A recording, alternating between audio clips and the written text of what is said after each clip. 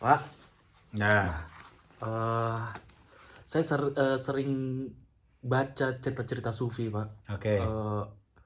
Bahwasanya saya ingin bermesraan dengan Allah. Ya. Apa sih, Pak, yang dimaksud dengan bermesra-mesraan dengan Allah? Mm-mm. Dan apakah boleh kata itu digunakan kepada Tuhan gitu, Pak? Wih, Bermesraan kepada Allah. ini pertanyaan ente berat sekali nih, Mi. Hmm. Jadi gini, yang Gimana? bisa saya pahami, Mi, ya. Hmm. Kalau bermesraan dengan Allah itu mungkin kalau bagi kalangan al-arif billah atau orang-orang para sufi itu Yang bahasanya mengetahui Allah itu. itu bahasanya biasanya kalau nggak salah itu al-unsu billah, intens, akrab, dekat dengan Allah Subhanahu wa taala. Itu yang dimaksud bermesraan dengan Allah Subhanahu wa taala. Kalau bahasanya itu al-unsu billah. Al-unsu billah. Oke.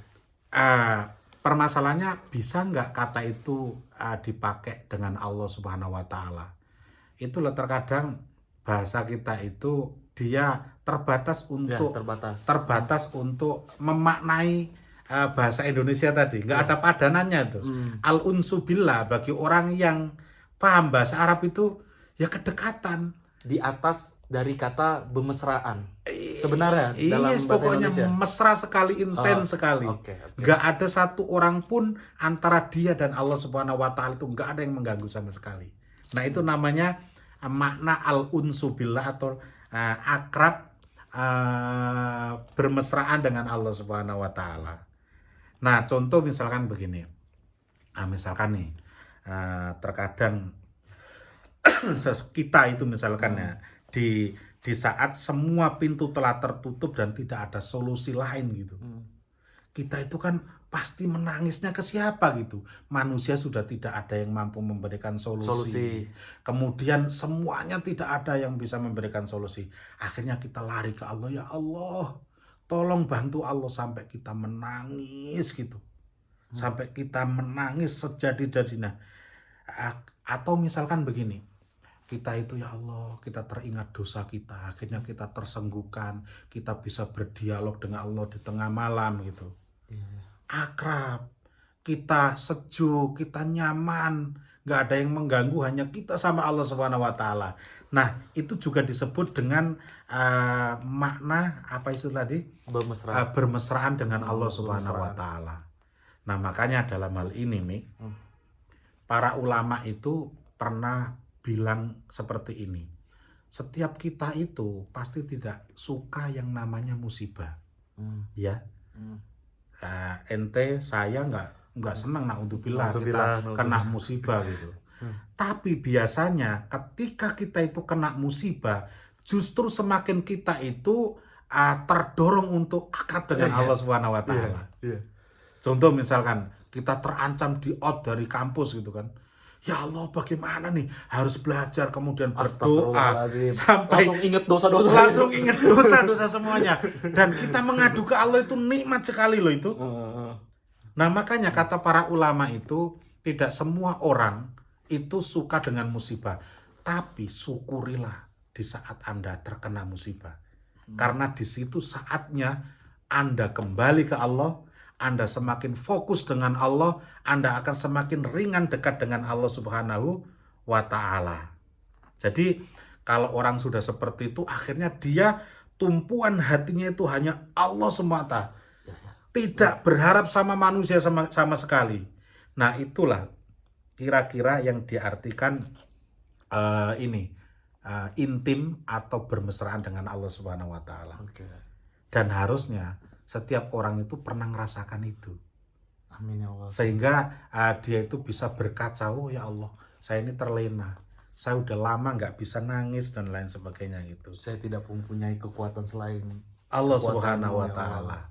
Nah, sekarang begini. Ada pertanyaan begini. Apa sih untungnya kita bermesraan dengan Allah Subhanahu wa taala? Jelas untung itu, Pak. Jadi jelas untung sekali. Jelas untung sekali. Karena begini, segala sesuatu itu kan milik Allah Subhanahu wa taala. Kalau segala sesuatu itu milik Allah, berarti untuk mendapatkannya kan harus melalui Allah. Iya. Makanya ada para ulama itu yang bilang begini, ketika Anda sudah dekat dengan Allah Subhanahu wa Ta'ala, maka Anda akan mendapatkan segalanya. Tetapi kalau Anda jauh dari Allah, sebenarnya Anda kehilangan semuanya. Serem kan? Serem. Apalagi ketika Allah menjauhi kita, maka nggak ada kata untuk bisa bermesraan. Sulit. Harus taubat dulu. Harus taubat dulu. Harus. Nah, Ya, itu pernyataan Fahmi bagus sekali. Jadi ada lagi kata para ulama itu bilang begini, fa inna adzabal alim, sesungguhnya siksaan bagi orang yang alim itu ada apa? Siksaan bagi orang yang paham agama, orang yang alim itu adalah intiza'u ladzatil unsi billah. Jadi dicabutnya kenikmatan bermesraan dengan Allah Subhanahu wa Ta'ala. Nah, makanya orang yang paham dengan masalah ini, orang alim itu biasanya ketika dia mau melakukan sebuah maksiat itu bukan karena takut dosanya, bukan. Tapi dengan dia bermaksiat itu nanti Allah akan mencabut kenikmatan berdekatan dengan Allah Subhanahu wa Ta'ala. Dan itu sudah nggak nyaman sekali bagi orang alim. Bayangkan, dia sholat tapi nggak ada rasanya. Dia beribadah nggak ada rasanya. Pokoknya semuanya hambar karena ladzatul unsi billah sudah hilang dari hatinya.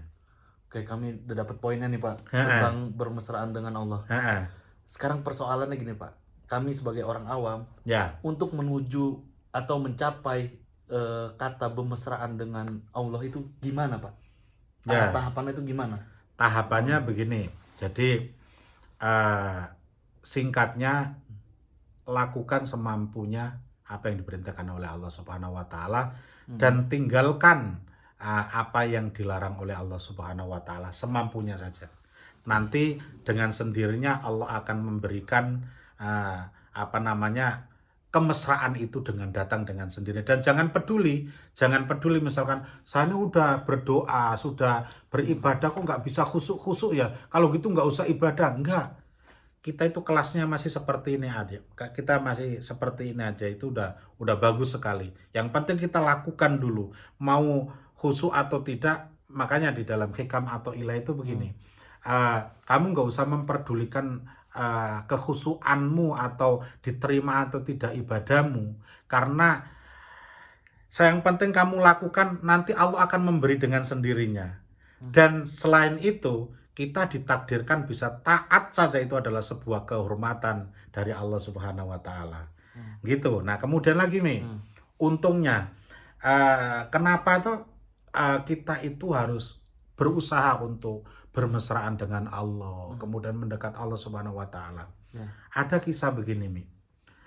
Kisah itu bahasa Arab, saya bacakan ya biar kita semakin mantap ya. Sa'ala ahaduhum rojulan solihan an yad'u lahu bida'watin thayyibatin.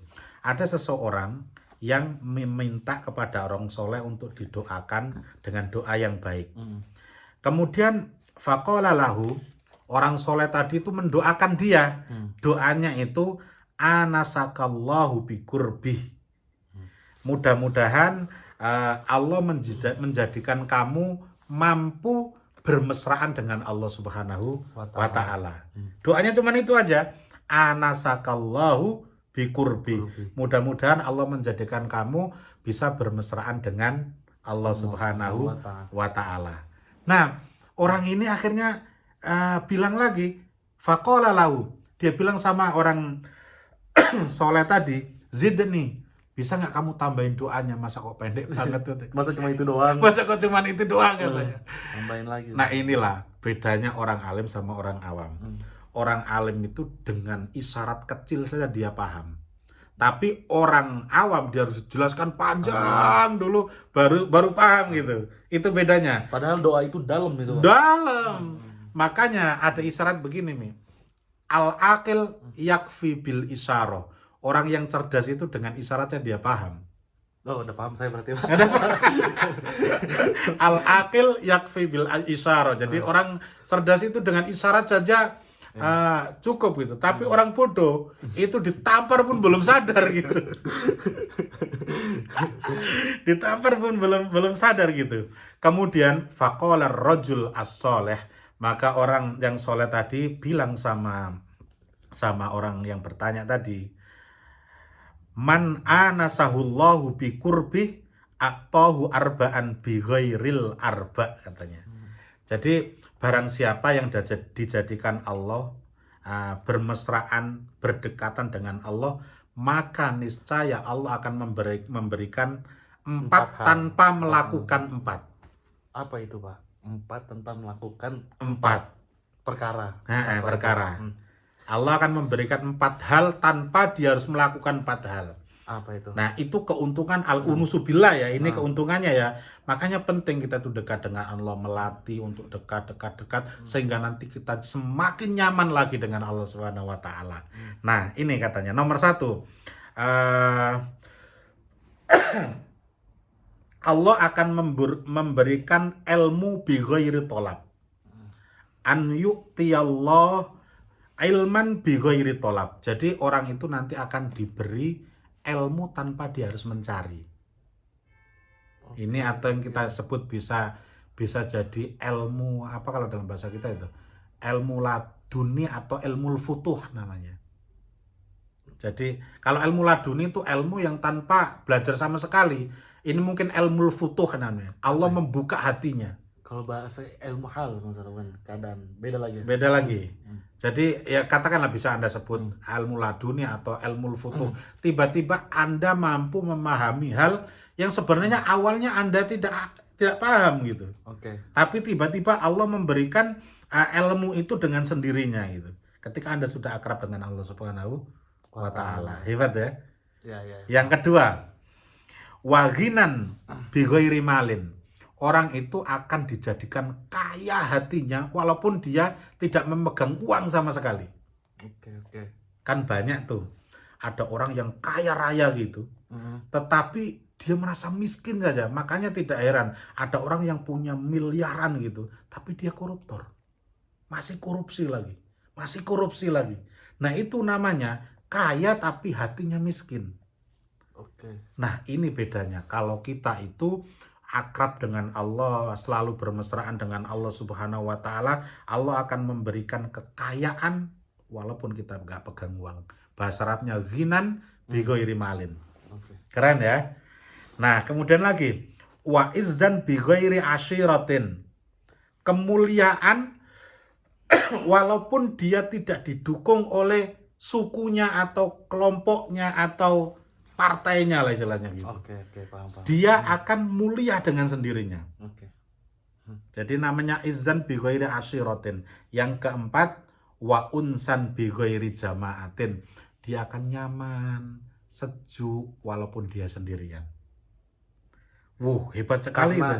Merasa dirinya ada bersama Allah. Ada bersama Allah. Yang tadi saya sebutkan, barang siapa dengan Allah maka dia mendapatkan segalanya.